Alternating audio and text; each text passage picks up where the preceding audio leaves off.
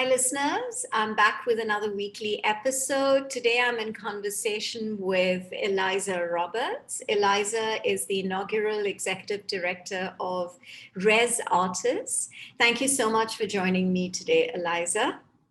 Thank you for having me, Payal. So, Eliza is based out of Melbourne, and you have a very diverse experience in the arts industry, and I'm really curious to know where it all began. Yes, certainly. I wasn't really sure which direction I wanted to go in when I was much younger. In my family, it's always been split between art and science. Both my parents were biologists. My grandfather was an artist, and it seems to go down the generations in this way. But both of my sisters are creatives, and in the end, I decided to follow that path. As well as, international work and international relations, which I'm obviously very interested in. I think when I started working in the arts, I purposely chose a very broad arts course to do called Creative Arts, which unfortunately they no longer offer at the University of Melbourne. But it was a fantastic base from which I could, I guess, find out what my strengths and focus areas were. So through that, I discovered I quite enjoyed writing, art history, and perhaps coming up with ideas, but not actually doing the artwork myself. And so it was through that I decided to pursue another course, my master's in art curatorship, also at the University of Melbourne. And that's really my background. So curatorial, mostly in the visual arts, but across other sectors as well, and certainly international. And I guess in terms of my work experience, again, I really wanted to... So when you say international, is it, what exactly do you mean? Is it curating,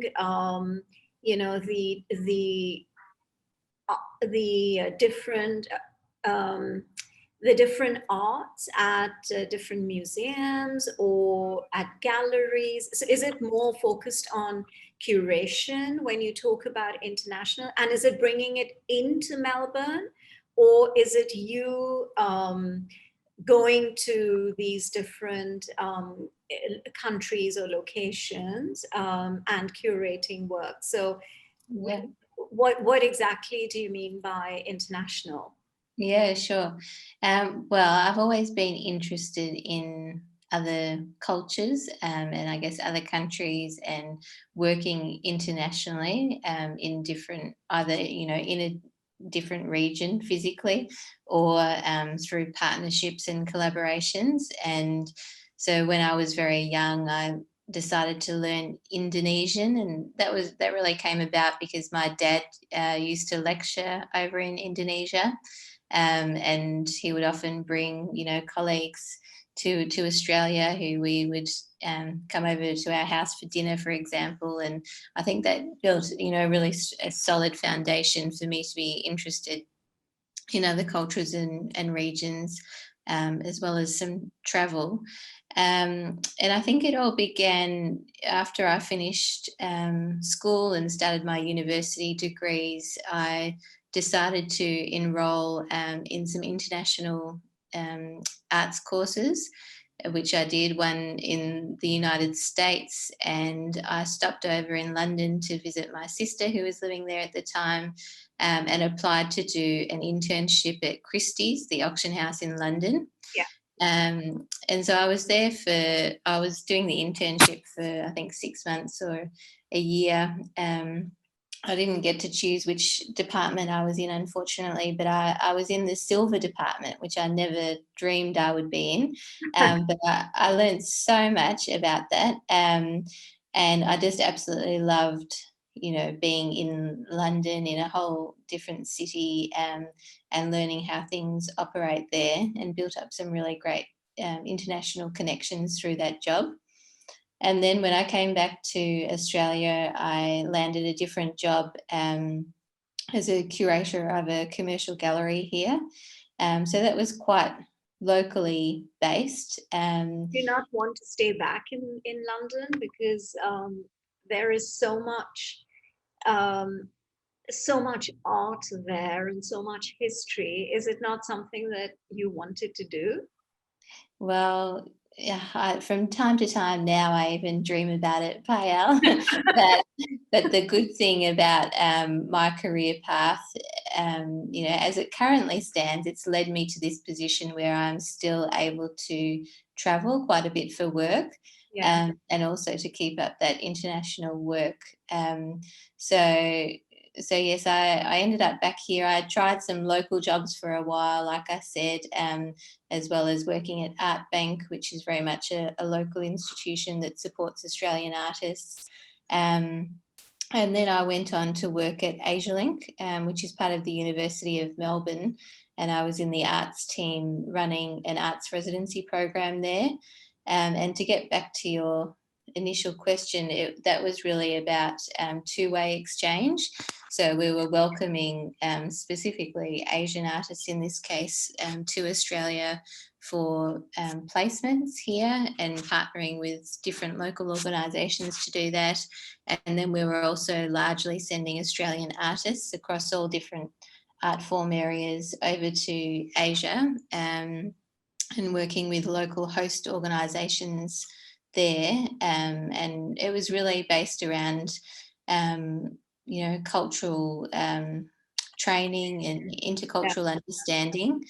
So I absolutely loved that aspect of it. At the time, I was on the board of Res Artis, and eventually became the vice president, and finished up my board term after 6 years, and then transitioned to this role, which, as you said, was an inaugural role, and the first time they'd employed someone outside the Netherlands. And that is as executive director of Res Artis. So Res Artis is originally from the Netherlands, is it? Yeah, so we are a Dutch foundation. It actually started a very long time ago and was kind of a nomadic organisation. When it was developed, arts residencies were quite minimal, I would say. There were very few arts residencies in existence, but they were becoming more and more popular. And it was thought that a professional body was needed to regulate the quality of the field, but also in terms of professional development and training for arts residency providers, which of course all of that is of immense benefit to artists. So that's how Res Artis developed, and it kind of roved around Europe for some time. And then in 2003, it was officially registered in the Netherlands. But as a result of COVID, we're making some changes. So we've had to close down our office in Tehran, which we had a couple of staff at over the past few years. And unfortunately, we've had to say goodbye to a long-standing staff member in the Netherlands, and we're in the process of winding down that office to make Australia our international headquarters. And why is that? Is there a lot of, is there a lot of opportunity? Why Australia? Why not? Because isn't Australia a little, it's a bit far removed from the rest of the world. So why Australia, and why not, for example, in the UK or in the US or any other part of the world? Yeah, it's a very good question. I think, geographically, we are removed from the rest of the world. But as you've probably found, even living in Singapore and coming into contact with Australians there, we're very avid travellers. We're very, very focused on international exchange, and intercultural understanding. So we certainly don't feel even though we're physically distanced, we're very much connected to the rest of the world. Really the reasoning behind the board's decision to make Australia our international headquarters is due to viability. We've got a great office space here. It's myself based here part-time, as well as our membership manager, Carolyn Casey. So it's really our best opportunity forward, and actually because Artis isn't a global network, and largely we do work online anyway, apart from our annual conferences. We could be based anywhere in the world, and we see this as a real opportunity actually. As I said, we've been based in Europe for some time, and of course we still, very, very much value our European membership, which makes up sort of 60% of our overall membership base. And we have European board members and, very strong partnerships in the region. But we see this as an opportunity to grow and diversify, particularly in this part of the area, with Australia, New Zealand, and of course, Pacific nations and Asian countries who are surrounding us. So when you say that you have members, are these members artists? Well, both actually. The bulk of our membership are arts residency organisations, and then we also have some arts councils, international ministries or cultural councils who are our associate members. And then we do also have some individual members who comprise artists, but also researchers or curators, that type of thing. So then the exchanges that that you sort of work with, are these physical exchanges, and so you would have say artists coming to you in Melbourne for a residency? No, not at the moment. quite. Obviously not at the moment, but is that something which prior to COVID was what was the main focus? Not quite, no. So although our office is based here, this is kind of just the hub behind the network. Okay, so I understand now. Yeah. So more you facilitate and get the residencies organized outside of Australia. That's right. Yeah, all over the world. All over the world. Okay. Yeah. Interesting. So I think we have about 550 members at the moment as of this year, and so based all over the world in about 75 different countries. And so artists can do residency placements with them, and our membership is incredibly diverse. So it ranges from very, very small grassroots, perhaps artist-led institutions, to very, very big, organisations who might be connected with a national gallery or even an arts council, that type of thing. And we see that as something that's very unique and very integral to the diversity of the arts residency landscape. And it creates sort of the idea that arts residencies can be accessible and inclusive to all. Yeah. That's quite interesting. So when and we were talking before we started recording, it's what kind of a message would you send out to aspiring artists who would not necessarily have the means or the opportunity to grow within where they are, and they may not have that intercultural experience? So what would you recommend to them? What are the kind of different steps that you would recommend they take in order to grow and develop themselves. Yeah, well, I mean, I am a bit biased, but I think arts residencies are such an amazing experience and opportunity for artists. I think they are now a very fundamental part of any artist career path. So, you know, when artists are looking for other opportunities, other arts residencies or awards, grants, you know, exhibition opportunities, the people who are assessing their applications are looking for residency experience. And so I would suggest to artists who are looking for those opportunities really to start with our website. There's a lot of information there, and artists can search according to different criteria. So they can, you know, tick that they're a ceramic artist or a dancer, whatever it might be, and they need these facilities and they're interested in these countries.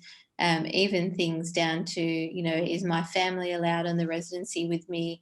Or, you know, I'm a disabled artist, I need accessible spaces. So I think that's a very good starting point, and we make the fee breakdown on our website very transparent. So some residencies are provided for free to artists. Even some residencies pay artists for the opportunity, whereas others are fee based. So the artists need to pay a small fee. And again, that reflects the diversity of the field that I was talking about earlier, and our want to be very inclusive of all, you know, different socioeconomic regions of the world. The fact that some arts organisations can access arts funding, whereas others cannot. And also the fact that arts residency operators need to at least make ends meet in the same way that artists do. So we've laid that all out very clearly on our website, and I think that's a great starting point. It's also a very interesting time for artists to think about doing an arts residency, because there are options available that aren't normally as prevalent, and that's a result of COVID. So at the moment, a lot of arts residency organisations are offering alternative residency models. So by that, I mean they might be virtual residencies or stay at home or studio models. And we've found actually that is proving challenging. I won't lie to you. There's pluses. Yeah, because Yeah. I think, you know, if you're not there in person, the feel and the experience would be so different. Yes, absolutely. There's sort of pluses and minuses we've found. So obviously the challenges that are being brought about are well, even simple things like internet connectivity that might not be available in certain parts of the world and cut out particular artists or organisations. And I guess the thing we've found the most challenging is how to recreate what we call the sort of hosting element of residencies. So it's all those informal aspects of residencies that I guess people might take for granted when they're there in person, but those informal conversations in the dining room, or you know, just suddenly making a contact at an opening and then following that up, which turns into an opportunity. It's very hard to recreate those. But some of the benefits that we've found, and particularly of benefit to older or even First Nations artists, for example, are that virtual residencies enable them these opportunities of exchange without having to leave country or leave their family. So it's been quite an interesting period. Change, I guess, and you know, try and experiment with different approaches. I can understand how interesting, but at the same time, how challenging it must be for you.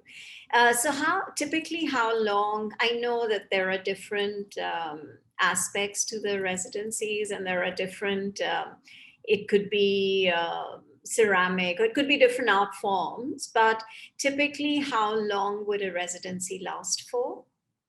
Yeah, as you say, they can last anywhere from sort of 4 weeks right through to even a year.